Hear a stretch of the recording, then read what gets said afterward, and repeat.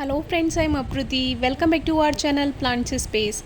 हमारे गार्डन में एक बेल खुद से ग्रो हो गई थी, तो जो बेल वाले सब्जियां होती हैं या फल होते हैं उनकी कटिंग कर देनी चाहिए। उसमें आप 1G 2G 3G कटिंग कर सकते हैं। तो हमने केवल इसमें एक बार कटिंग की, जिसमें से इसमें 2 शूट्स बनी, यानी कि बेल 2 तरफ को चली, एक तरफ लेफ़्ट साइड में और एक तरफ राइट साइड में। तो ये जो बेल वाले पौधे होते हैं, इसमें इस तरह से कटिंग कर देने से काफ़ी अच्छी ग्रोथ भी होती है, फ्रूटिंग भी अच्छी मिलती है और इसमें डबल शूट्स बन जाती हैं, डबल या ट्रिपल, तो उससे फ्रूटिंग अच्छी होती है। लेकिन हम इन पौधों की ज़्यादा केयर नहीं कर पाते हैं, जो ये बेल वाले पौधे होते हैं, क्योंकि एक तो जगह इतनी नहीं होती है पॉट में, खुद से ग्रो हो जाते हैं तो उतना स्पेस नहीं मिल पाता है इन्हें। और देखिए फूल भी काफ़ी सारे आ रहे हैं, इसमें कुछ दिन से बहुत सारे मेल फ्लावर आ रहे हैं, लेकिन मेल फ्लावर से फ्रूटिंग नहीं होती है, फीमेल फ्लावर से फ्रूटिंग बनती है। यहाँ से भी इसके कुछ फूल मैंने हटा दिए थे। तो काफ़ी हमारे व्यूअर्स का सवाल होता है कि हमारे प्लांट में मेल फ्लावर्स काफ़ी आ रहे हैं, तो आप एक बार प्लांट की कटिंग ज़रूर कीजिए। जैसे बेल ग्रोथ कर रही है तो उसमें 1G 2G 3G कुछ भी कटिंग आप कर सकते हैं। इसके बारे में एक बार हमने आपसे पूरी वीडियो भी शेयर की थी।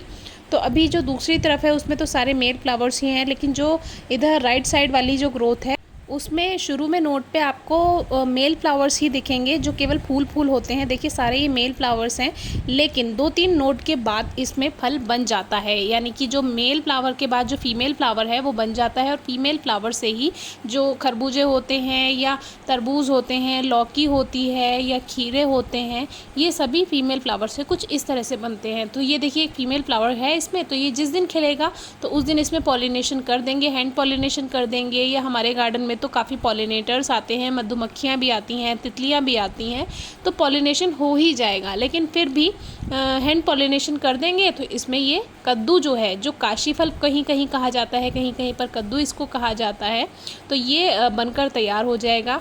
तो पॉट में इतनी जगह नहीं है रूट्स के लिए, देखते हैं ये कितना बड़ा हो पाता है। और दूसरी बात, सबसे बड़ी बात तो हमारे यहाँ बंदर हैं।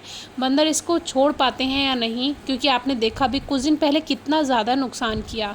बहुत बुरा लगता है जब इतनी मेहनत के बाद नुकसान हो, लेकिन मदर नेचर मुझे गिफ्ट देती रहती है। मेरे गार्डन में काशी फल का सीड मैंने नहीं डाला था बिल्कुल भी, और ना ही यहाँ पर कहीं गिरा हुआ था, पता नहीं कहाँ से सीड आया होगा और वो अपने आप से ये बेल ग्रो हो गई। और आपको मैंने पहले भी कई बार दिखाया है, खरबूजा है, तरबूज है, काशी फल है, ये सभी गार्डन में अपने आप ग्रो हो ही जाते हैं। क्यूका मेलन है, तो लौकी भी मैंने एक बार ग्रो की थी। तो छोटी जगह पे कम स्पेस में इतनी अच्छी ग्रोथ नहीं हो पाती है, लेकिन फिर भी मेरा मन पूरा हो जाता है। काफ़ी व्यूअर्स कहते हैं वेजिटेबल गार्डन भी बनाएं, जो भी हमारे टेरेस गार्डन में आते हैं वो कहते हैं, लेकिन हमारे यहाँ बहुत बंदर हैं, हम पूरी तरह से वेजिटेबल गार्डन अपना नहीं तैयार कर सकते। और देखिए काशी फल की जो पहचान होती है, इसकी जो ये पत्तियाँ हैं, इसमें जो ये इसकी टहनी होती है ये पाइप जैसी होती है, यानी अंदर से खोखली होती है। और इसका ये जो पत्ता होता है ये काफ़ी खुरदरा होता है। जब आप इसको इस तरह से टच करेंगे इसमें से आवाज़ आएगी, खुरदरापन होता है इनकी पत्तियों में, बहुत आसानी से पहचान कर सकते हैं। तो ये पत्तियाँ पुरानी हो गई हैं, इसीलिए ये पीली हो गई हैं, जो नई पत्तियाँ हैं वो हरी हैं। तो देखिए इसको हम तोड़कर भी दिखाएंगे। इसको आप स्ट्रॉ की तरह भी यूज़ कर सकते हैं। ये अंदर से पूरी तरह खोखला होता है, पानी भी नहीं होता है इसके अंदर, पूरा खोखला होता है ये। तो इसको मैंने कट किया, बिल्कुल एक स्ट्रॉ की तरह इसने काम किया, जिससे हम नारियल पानी वगैरह पीते हैं, बिल्कुल उसका आप ये यूज़ कर सकते हैं। टेरेस गार्डन में फल और सब्जियां उगाना बहुत आसान है, बस हमारा एक नेगेटिव पॉइंट है, जो कि हमारे यहाँ बंदर बहुत सारे हैं। नहीं तो मेरा तो इतना ज़्यादा मन करता है कि हर तरह की सब्ज़ी मैं अपने टेरेस गार्डन में ग्रो करूँ।